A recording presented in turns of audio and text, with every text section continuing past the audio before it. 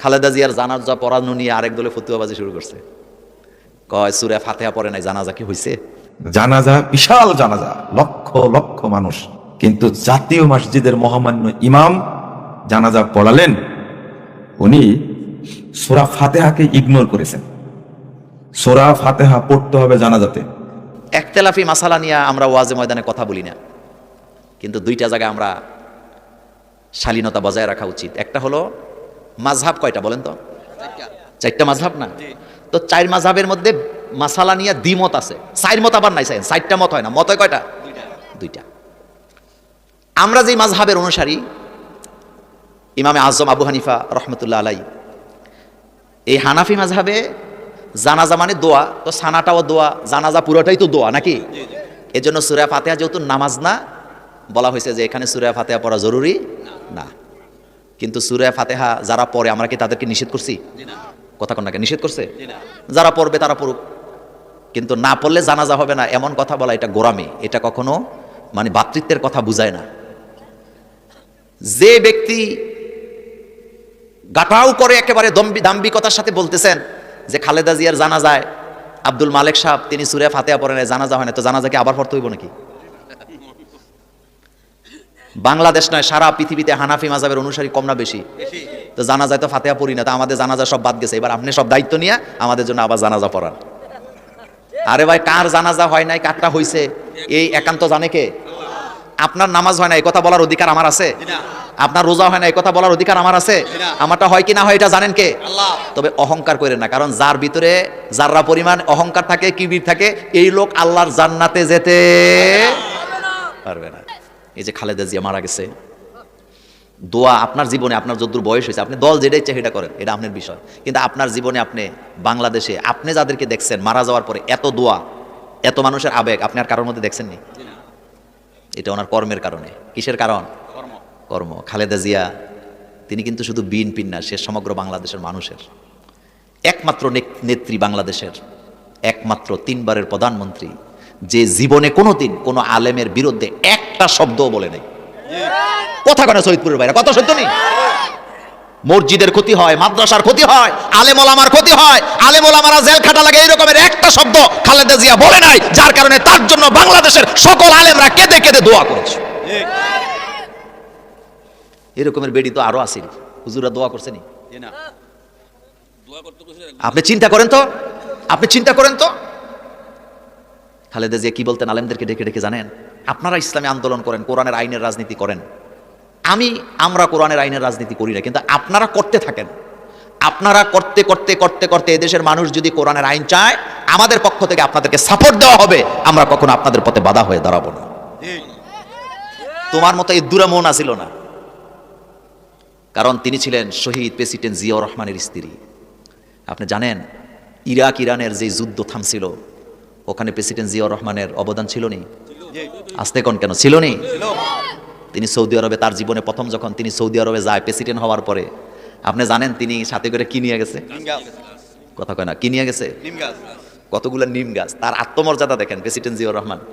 তিনি ওখানে যাওয়ার পরে তখন বাদশাহ ফাহাদ ছিলেন, তিনি বাদশাহ ফাহাদকে বলেন, আপনার দেশ তো স্বনির্ভর, টাকাওয়ালা, তো আপনাকে দেওয়ার মতো আমার কাছে কিছু নাই, আপনার কাছে যা আছে আমার কাছে তা নাই, তো আমার কাছে যা আছে আমি আপনার জন্য তাই আনলাম, এই ধরেন আমি কতগুলো নিম গাছ আপনার জন্য নিয়ে আসছি। আর আমার দেশটা এখনো দরিদ্র সীমার নিচে বাস করে, আপনার কাছে সম্পদের অভাব নাই, আপনি যদি একটু নজর দেন আমার দেশটা আপনার ভাই হিসাবে এগিয়ে যাবে। বাদশাহ ফাহাদ ভাবছে টাকা টোকা বোধহয় চায়, তো উনি ওনার সেক্রেটারি বললেন যে বাংলাদেশের জন্য এত রিয়েল বা এত টাকা কি দাও, বাজেট দাও। জিয়াউর রহমান বলছেন, আমি তো টাকা চাই না আপনার কাছে, মনোযোগ আছে নি বাঙালি, আমি টাকা চাই না, আত্মমর্যাদা দেখেন, তো আপনি কি চান?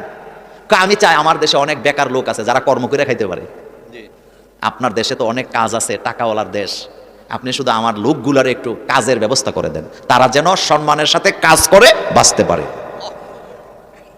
মর্যাদা কারে কয়? এই বাংলাদেশের সংবিধানে বিসমিল্লাহ যোগ করছে কে? জিয়াউর রহমান আর ওনার স্ত্রী বেগম খালেদা জিয়া। মিজানুর রহমান আজহারির মতো আলেম, যারে সারা দুনিয়া চিনে, লাশ কান্দে লইছে নি? মাওলানা মামুনুল হকের মতো আলেম, সাইকুল হাদিস, ইবনে সাইকুল হাদিস, তার বাপও ছিল সাইকুল হাদিস, তিনিও সাইকুল হাদিস, তিনিও খালেদা জিয়ার লাশ কান্দে নিছে। শায়েখ আহমদুল্লাহ গেছেনি জানা যায়, লাশের কাছে গেছেনি, গেছে। বাইতুল মোকাররমের খতিব জানাজা পড়াইছেন, কত বড় আলেম চিন্তা করেন তো।